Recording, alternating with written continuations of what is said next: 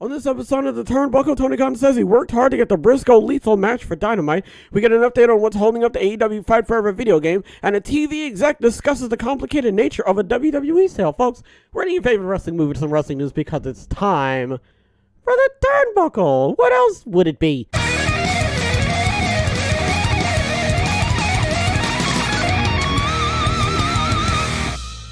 Tony Khan has spoken regarding the Mark Briscoe / Jane Lethal match made for Wednesday's Dynamite. On the Battleground podcast, Khan said that he fought hard in order to get the match approved. He also said that both Briscoe and Lethal requested the match, which will take place on what would be Jay Briscoe's 39th birthday. It's going to be a great match honoring a great man, Khan said. These men requested this match. Wednesday will be the 39th birthday of the late great Jay Briscoe, and his longtime friend and rival Jay Lethal, and his brother Mark Briscoe wanted to honor the legacy of Jay Briscoe, and I fought hard to make it happen, and I'm really excited about the match. I think it's great that they're going to be able to honor the legacy of somebody that everybody in pro wrestling has so much respect for, Khan added. This is going to be something really great for everybody in the locker room who is rallying around the Briscoe family. It had been reported that although under Ring of Honor contract, the Briscoe brothers were not allowed to appear on AEW television by Warner Brothers Discovery due to past homophobic tweets made by Jay Briscoe that he had long since apologized for. Dave Meltzer reported Tuesday morning that WBD had reversed course, allowing AEW to pay tribute to Jay Briscoe and Mark to appear on their television moving forward. You gotta understand where Warner Brothers is coming from, okay? And I understand how it looks, right, on their end. It looks very insensitive, and it also looks just a little bit, it looks very like, you know, no improvement, none, you know, we're not allowing any of that. But at the same time, you have to understand that, like, they're a company that, you know, has a lot of representation, and they don't want people to be like, oh, Jay Briscoe, and then they look him up and they find out that he said stuff, and everybody's like, oh, you know, now I don't really, you know, now it's soured now and everything. So I understand where they were coming from, but like I said before, you have to understand that this is a human, this is a, you know, a person with thoughts and feelings and emotions, and as the reports keep saying, he's come out and he's since apologized. Now, you don't have to just, you know, just immediately roll over for him. I'm just saying that, I mean, listen, he did make those comments, but I feel as though that if he is able to come forward and address the comments that he made and also apologize for the comments, you know, and do better as a person to improve upon the person that he used to be when he made those comments, I think that's grounds for some type of acknowledgement that he is working on being a better person. Now, in regards to this match, I understand that a lot of people would definitely get upset about hearing the fact that they would not let Mark Briscoe wrestle for comments that Jay Briscoe made, and just the overall not allowing for this match to even happen in the first place. I agree with you that it doesn't look good. I agree with you. All I'm saying is that I understand why they're doing it. I'm not agreeing with why they're doing it, but I want to give you context as to if you're sitting there thinking to yourself, I don't understand why they're doing this. What could possibly be the reason? I just wanted to let you know, just in case you had any type of questions. Hopefully, Warner Brothers maybe takes some time to really, like, look at the person and who they, you know, are trying to be now, instead of, like, taking one thing that they did and sort of making the whole banning, you know, centered around that pretty much. You know, hopefully they don't keep doing that in the near future. Next, we're going to talk about AEW and what's holding up the Fight Forever video game. The long-developing AEW video game has been shown off at conventions, had numerous trailers released, and won awards, but as of today, fans remain in the dark regarding when they will actually be able to play it. And while there is still no answer to that question, the reason for the delay may finally be revealed. According to WrestleZone, the release of AEW Fight Forever has been held up because AEW and game developer Yuke's have set to receive a desired T rating they are seeking for the game. Sources noted that AEW and Yuke's had previously submitted Fight Forever to the Entertainment Software Rating Board twice and been rejected for a T rating both times. As for the reasoning behind the rejections, some sources suggest that the amount of blood and violence in the game has been the cause, though others couldn't confirm if that was the case. Regardless, those who have worked on Fight Forever are optimistic that the game will receive the T rating now, after the game was recently sent back to the ESRB for a third time.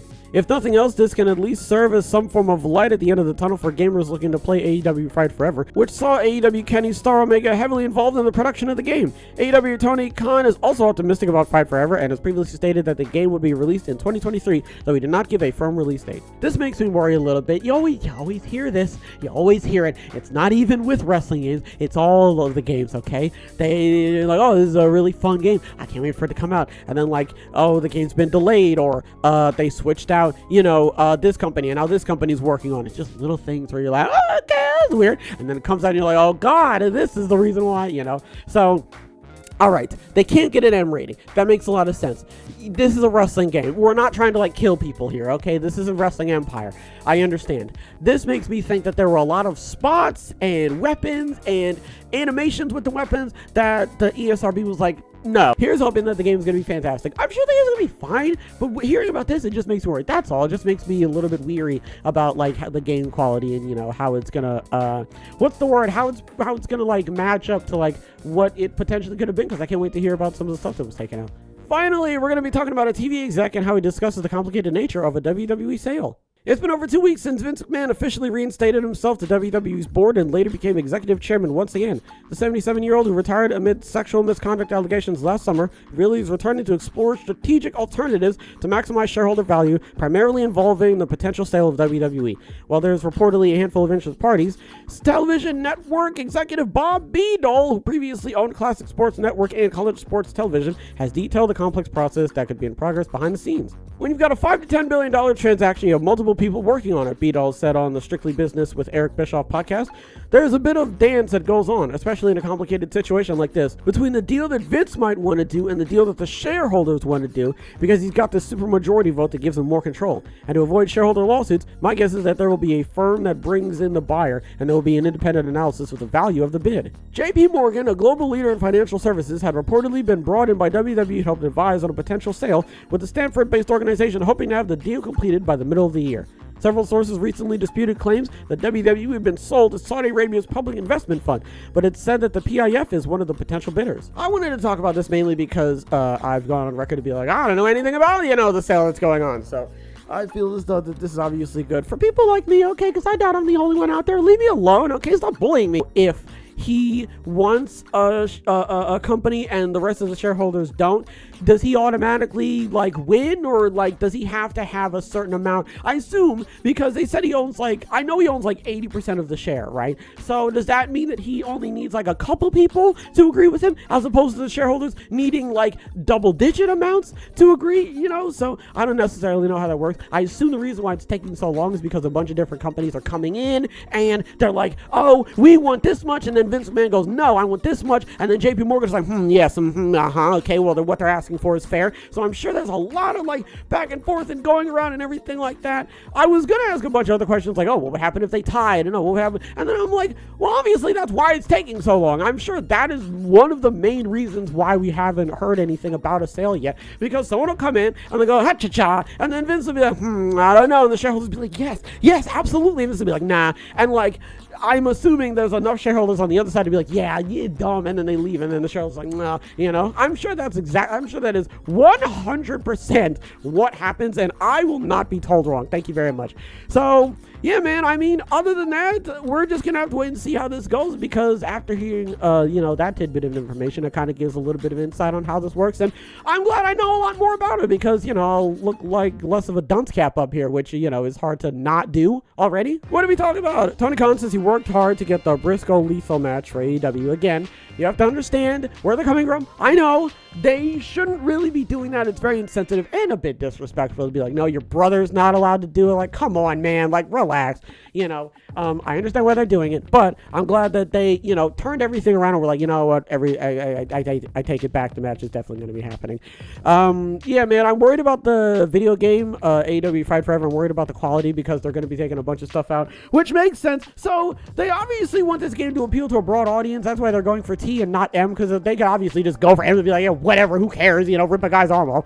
But they're going for T because I obviously know, they know that a bunch of different, age demographics and stuff watch this stuff. So they're like, all right, if we just appeal to the kids, not only will it appeal to kids and also adults, money, so. And, yeah, I'm glad what's his name? His name is Bob Beadle. I don't know. I didn't want to just go through that. So, yeah, man, the guy has pretty big idea of what he's talking about. So, when you hear that, they obviously have to worry about the shareholders, and they have to worry about Vince, and they have to worry about, their disagreements and what have you. And then they've got JP Morgan in here, and JP Morgan's like, yes, okay, So, yeah, that's pretty much why it's taking so long. We're just going to have to wait and see what happens by the middle of the year. Who knows? Maybe it'll take even longer. Maybe they'll just, give everybody, what's it called? The DSTP. Everybody else is going to be like, what are you talking about? I forget what the SATs. No, I can't remember. Boys, that's going to do it for this episode. I want to give everybody a shout out for stopping by. Hopefully everybody has a wonderful tonight and a wonderful tomorrow. And as always, big hugs. Big hugs all around.